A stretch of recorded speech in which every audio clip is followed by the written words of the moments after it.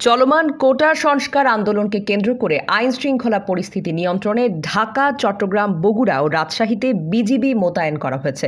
মঙ্গলবার বিকেলে বিজিবির জনসংযোগ কর্মকর্তা শরীফুল ইসলাম এই তথ্য নিশ্চিত করেছেন। তিনি জানান, চলমান কোটা সংস্কার আন্দোলনকে কেন্দ্র করে আইন শৃঙ্খলা পরিস্থিতি নিয়ন্ত্রণে ঢাকা, চট্টগ্রাম, বগুড়া ও রাজশাহীতে বিজিবি মোতায়েন করা হয়েছে। প্রধানমন্ত্রীর মন্তব্যে ক্ষিপ্ত হন কোটা সংস্কার আন্দোলনকারীরা। তারা ধরে নিয়েছেন রাজাকারের নাতিপুতি তাদেরকেই বলা হয়েছে।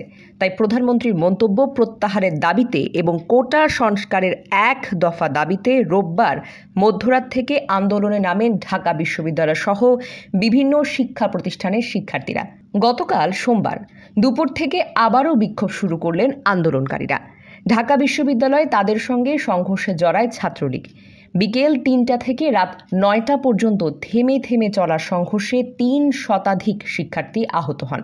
রাত ১০টার পর আন্দোলনকারীরা নতুন কর্মসূচি ঘোষণা করেন এবং সারা দেশের সব পর্যায়ের শিক্ষার্থী ও সাধারণ মানুষকে তাদের সমর্থনে নামার আহ্বান জানান। আজ মঙ্গলবার বেলা ১১টা থেকে রাজধানীর ১৫টি থেকে ২০টি স্থানে একযোগে সড়ক অবরোধ শুরু করেন বিভিন্ন সরকারি বেসরকারি বিশ্ববিদ্যালয়ের শিক্ষার্থীরা। অবরোধে গোটা রাজধানী অচল হয়ে পড়েছে।